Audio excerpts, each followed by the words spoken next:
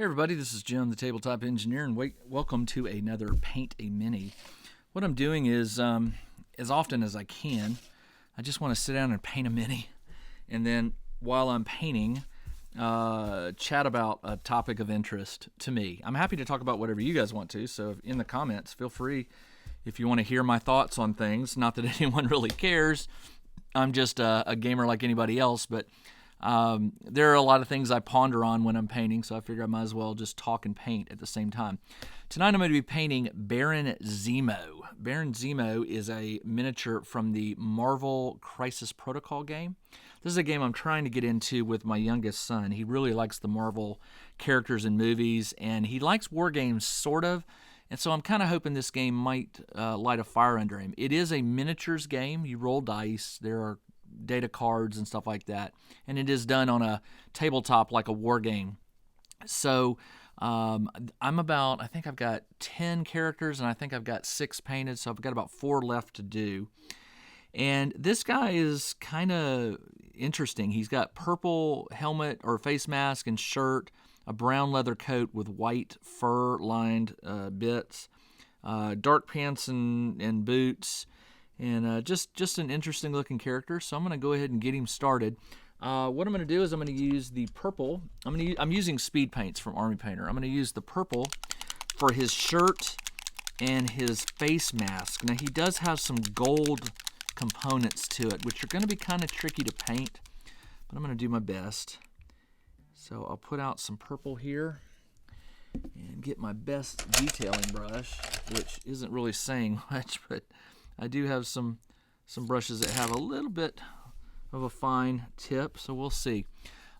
His shirt is inside the jacket, which is going to be kind of tricky. But anyway, what I wanted to talk about tonight is something I just saw recently. It's kind of interesting, and I think it's coming. I think we're going to start seeing more and more of this. And it's regarding a company called Modiphius. You may or may not know about them. Modiphius makes a lot of role-playing games, and they do have some other games that I like other than role-playing, like the 5 Leagues and 5 Parsecs games. But Modiphius has a lot of role-playing games. They have the Star Trek role-playing game. They have Octung, Cthulhu. They have, I can't remember all the games they have, but they've got quite a few. And what's interesting is, what just happened recently is they announced that you can buy their miniatures in STL form and print as many as you like. And they're not what I would call like key miniatures, like the ones I saw, and I could be wrong here, but the ones I saw were like NPC characters, like Klingon warriors and red shirts. I call them red shirts. I guess they could be painted any color, really, since you're painting them. But it was a real surprise to me, because now I know that there are small gaming companies out there that make STLs, and they sell the game rules, and then you can get their STLs and play their game.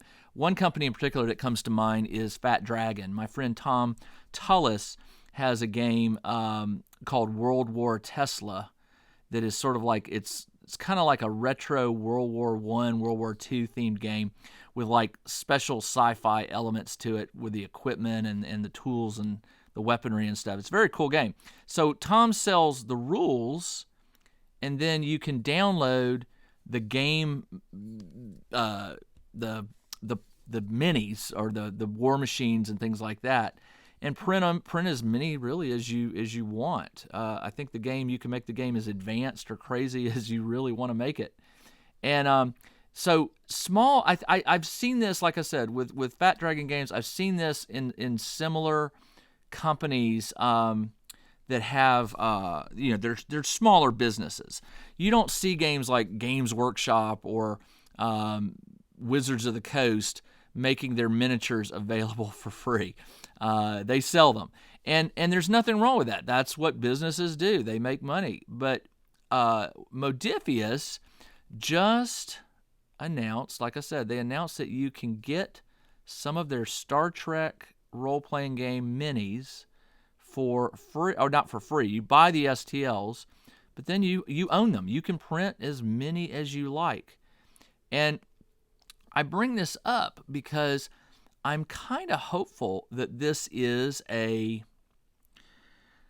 sign of things to come. I'm hoping that maybe, just maybe, this will be what some other companies, maybe the direction that other companies might take. Do I believe that? I don't know. I really don't. There's so many game companies out there that sell minis for their games, and it's an income. It's a product line that you have to wonder, are they willing to give it up? But I think I'm not saying it's going to be the future. I'm not saying every company within 10 or 20 years is going to go that route. And I'll tell you right now, it's been the biggest debate about Games Workshop and Warhammer 40K is players, they want to be able to print miniatures, but the rules of the competitions that Games Workshop sponsors, or they run the actual competitions, the official ones, they don't allow 3D printed, as I understand it. They do not allow 3D printed minis. And, you got to understand their point of view. It's a valid point of view. They want to protect their their IP, their intellectual property. So, but here goes Modifius, throwing what I call the firing the first shot, right? Are they testing the waters? I don't know. I don't know what their reasoning behind it is, other than it's really cool. I mean, it was really awesome that they did that, and I'm hopeful that they're selling a lot of them. I'm hoping that a lot of people. I don't play the Star Trek role-playing game. I kind of would be interested in playing it. Maybe I've got so many games I play. I'm like, do I really need to be playing another game? But it is kind of cool that Modifius did that, because it makes me wonder if it might be a hint that to other companies that, hey, look, sell your rules and sell the STLs and let the players determine how many models they want of a certain type. I obviously don't think Games Workshop will ever buy into that. I mean, they will be the last company to ever, and I don't know this for a fact, I'm just speaking my opinion. I think they would be the last company to ever make their models available as STL files for 3D printing, because they make so much money on their miniatures. I think what would have to happen is there would have to be just a major shift in fandom. Like, they would have to do something business-wise, a business decision that just irritates the mess out of their players, to maybe start losing sales, and then maybe I can't even predict what that would be. I'm just saying that there's always a chance a business could make a bad business decision that forces them to change their current business model. But I can't imagine what it would be for, say, Warhammer or Games Workshop to do that. But what I am hopeful that there will be an increase in games that we see, where the games are, the game rules are sold. You buy the game, and then you can go and buy the data files and print as many as you need. I mean, it would be a great thing for the hobby. I don't know financially if it's good. All I know is for players it's good. Maybe not for businesses. Maybe that's why it hasn't happened yet. But I gotta think that there's an opportunity here for other companies to test. They don't have to do every one of their product lines. They could start out with just like maybe one or two tests of a product, or maybe they even release a limited set of miniatures in STL that players might use a lot of. And I can't think of an example of that in Warhammer, but every game has like the grunt, right? The grunt level character that's inexpensive and easy to kill, and you need a lot of them because they're ammo. What do they call it? They're cannon fodder, right? So it makes me wonder if game companies could maybe look at their product line and maybe start releasing some of their miniature lines as STLs. But again, it's going to be, it's sort of going to depend on the players, because obviously if a company does that, then now the ball's in our court.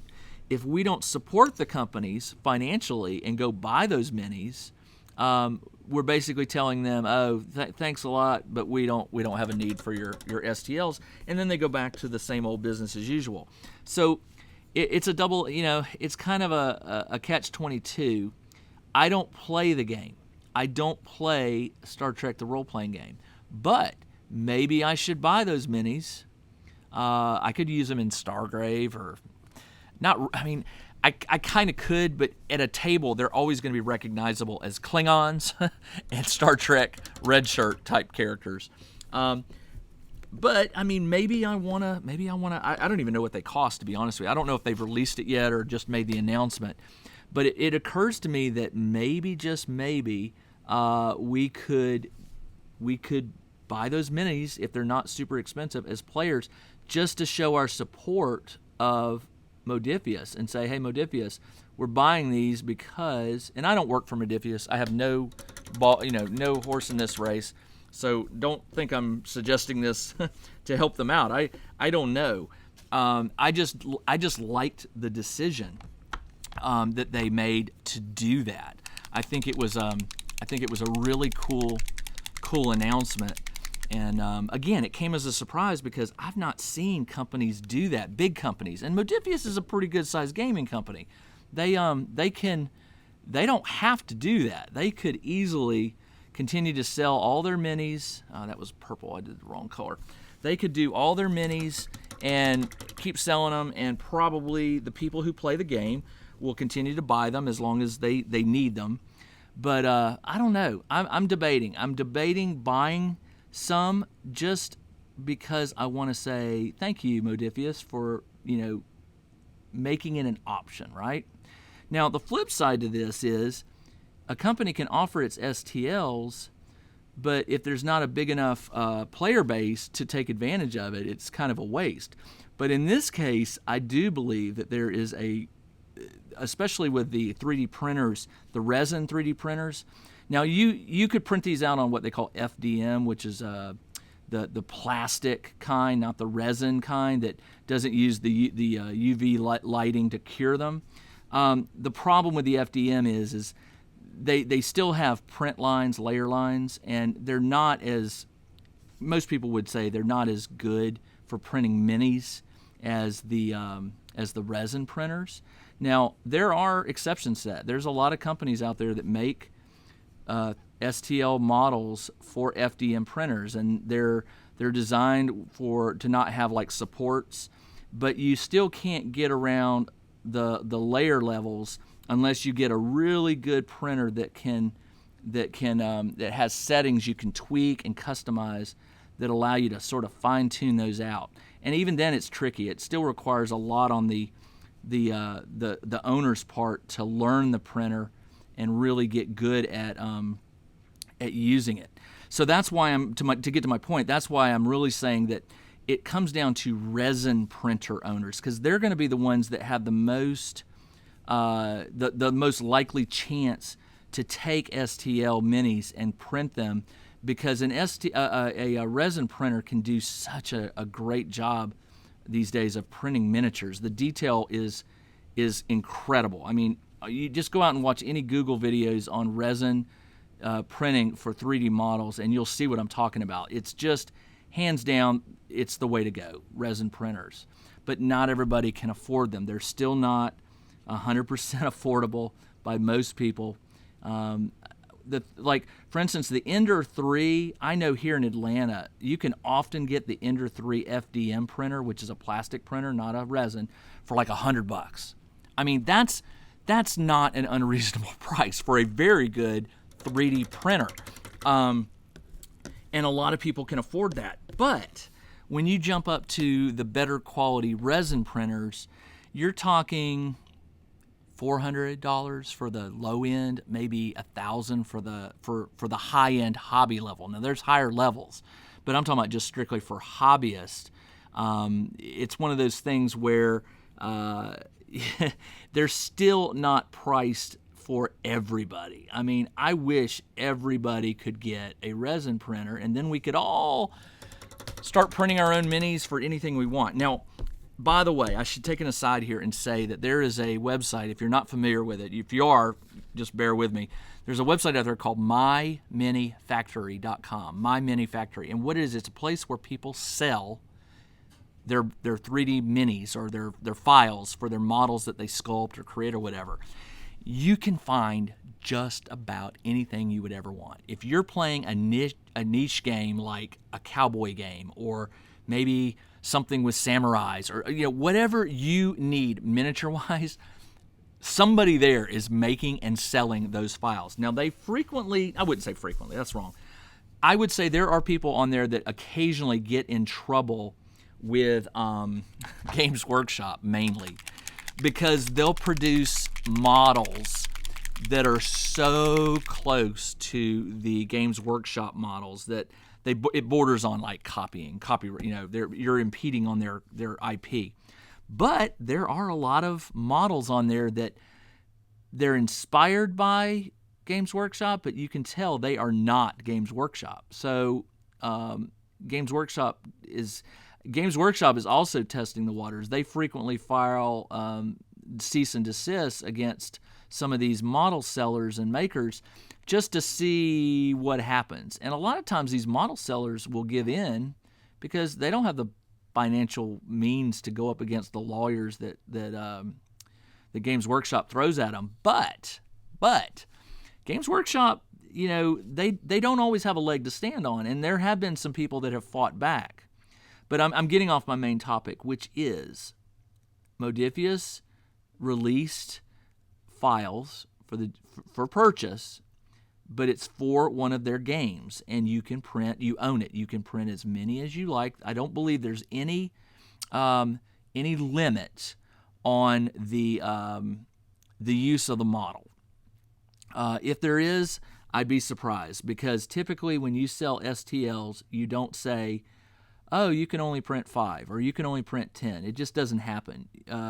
The onus is that you bought it, you own it, you can do what you want with it within limits. There's usually limits related to, like, you can't take the files and resell them, and you probably can't take the files and manipulate them or like move an arm or whatever and then resell them. There's going to be some rules that you agree to when you download those files. And that totally makes sense, because you can't have people out there selling someone else's stuff. That just doesn't fly, and I'm not in favor of that ever. I am in favor of allowing people to create models and sell them, as long as they're not stealing from someone else or some other company. So resin printers right now are obviously for miniature painting. They're the way to go. But again, not everybody can afford it. But those of you who've watched 3D printers over the last 10 years like I have, the price just keeps dropping. It seems like every year the FDM printers, and it is. Every year FDM printers have gotten cheaper and cheaper and cheaper until now, like I said, you can get an Ender 3, which is widely considered one of the better FDM plastic printing 3D printers out there. You can often find it for under $200. And like I said, there's a store here in Atlanta called Micro Center that frequently during the year they'll have sales on them, and you can get them for $100. And they'll have big stacks of them, and people will post pictures saying, just got me another Ender 3, just got me another Ender 3 for $100, and it's crazy. Now that's here in Atlanta. I don't know about where you are, and I do apologize if that's not the situation where you are, but make a trip to Atlanta, or call the store and ask them, and maybe make a trip to Atlanta if you want a $100 Ender 3. So what I'm going to do, he has these blue ice cufflink like things. It's almost like the white fur has a bluish tint to it. So what I'm going to do is I'm going to mix a little of this blue with a little bit of white and try and lighten it up a little bit, just to see if I can do it. Oh, I need to shake this. I don't know if it'll work, but we'll try it. So this is Baron Zemo, and I'm just about done with him. I did make a couple mistakes. I accidentally painted on the white fur a little bit, so I need to see if I can fix that. That's not, well, that may do it. Yeah, that's pretty light. Okay, let me just dab some of this on his and see what happens. I'm worried that it's going to be too blue. Nope, it's not too blue. It's just a very hint of blue, which is fine. That's what I wanted. Just around the cuffs here. And then what I've got to do is paint the base and go back over some of the areas in white for his fur where I made little mistakes. It's not much, but I notice it, and I usually it doesn't bother me, and I'm not a perfectionist when it comes to painting my minis, but there's one really bad error, and I'm going to fix it. So, but I'm not going to make you watch me do it. So what I'm going to do in just a second to wrap this video up is get the base painted. And after I paint these minis, what I do is I let them sit for about a day, and then I go and I get a Rust-Oleum 2X. I don't know why that's what the 2X means. I think it means 2 in 1, but it's the Rust-Oleum varnish. It's a spray varnish that works really good. It seals the paint, protects it, and I'm just really, really happy with it. All right, so the next thing I need to do is paint this ground gray, and then I hit it with a dark tone. I have a gray in here somewhere. Here it is. I'm just going to go over the base with a very, very flat neutral gray, and then when it dries, I run it over with a dark tone, and it just dirties it up a little bit. So, and then of course I paint the edge of the base black all the way around. I could spend a lot more time on some of these minis than I do, but I just want to play the game, and I don't feel like playing the game until I get the miniatures painted. Does that make sense? I mean, I know I've seen people play games with unpainted minis, and I don't know how they do it, because I guess there's, it's that little neurotic bit in my head. I just can't do it. I've got to have a painted mini on the table. And so I've been wanting to play this Crisis game with my 12-year-old for a while, and I just haven't had a chance to. Now, we played it once with. Don't tell anybody. We did play it once without the miniatures painted, and we didn't do very well because we didn't. The rules, I just didn't have a really good grasp of the rules, and neither did he. So I promised him that I would get the miniatures painted, and then I would watch a few how to play videos, and he'd have to do the same thing, and then we would sit down and play. And what's really cool about this game is it's a Marvel superheroes game. You don't have to play just the good guys or just the bad guys. You can mix and match. Like you can team up, Baron Zemo with Captain America, right? And Iron Man. He can be on their team for a particular battle against like Captain Marvel and the Hulk. I mean, why are they fighting? Who knows? I mean, it's just a game, right? You're supposed to sort of come up with your own story of why they're squabbling. But I saw the game played at a couple conventions, and I really liked the mechanics of it. And I thought my 12-year-old would, because it's got that fast-paced like superheroes, like beat up, use your special abilities, get in, do something, and then it moves to the next player. And I just thought he might like it, and so I'm hopeful. I've got about three more minis left to paint, and then they'll be done. And I think at that point we can sit down and start playing. So what I do, I hit the white with this surface primer, but it's not white enough. I want that fur to really pop before I put a slight, I don't know, I'm hesitant to put a dark tone on it or even a light tone, because I think it's going to ruin it. So I'm just going to probably let the fur stand as white, and I'll Google and see what I can find out about how to like dirty it up. But I did a pretty good job of keeping the fur white. So what I'm doing right now is I'm just going over it very carefully with just flat white paint. And I just want to recover part of the fur that I accidentally painted brown, and that will be that. And I can't believe I did that. I painted it all the way around. It's a fur-lined coat. And I just went crazy painting it all brown and missed the fact that it had these fur. That looks much better. All right. So what I'm gonna do is I'm gonna wait for the base to dry, probably tomorrow, and I'll hit it with a dark tone, Army Painter dark tone, and that will dirty up the pavement that he's standing on. And I may two-tone that rock he's standing on. I'm gonna dry brush it with some white just to make it look like rock, and then this thing will be done. I'll post some before, or not. I didn't take any pictures before. I'll post some final pictures of him when it's all said and done on the Tabletop Engineer Facebook page if you're interested and want to see the final result. I'm hoping to be playing this game within the next few weeks. I want to get the last bit of painting done, and I've got Captain Marvel, Captain America, and one other guy, bad guy that I can't remember his name. I got them to do, and then that will be that. I will be done, and we'll get to playing. And by the way, that brown is coming through this white, so I'm going to have to give it a second coat again. I can tell it's sort of a yellowy white. I kind of suspected it was going to do that, but there we go. All right, Zemo is 90% done. I will get the base finished up, blackened around the edges, probably get a dark wash on the sword and on the pants, maybe on his head just to get some of the detail on the gold helmet thing he's wearing. And then this one's pretty much going to be ready to play. I may put some gold or some silver dots on his boots where there's some buckles and things like that. But all in all, there you go. All right, well, this video went a little longer than I wanted it to. I wanted it to be about 10 to 15 minutes. It's actually going on a half an hour. But I hope you'll consider, if you were a Star Trek player, please take advantage of the fact that they're selling the STLs. You may not have a 3D printer right now, but you might have one in a year or two, and having those files means you could print up Star Trek characters at will.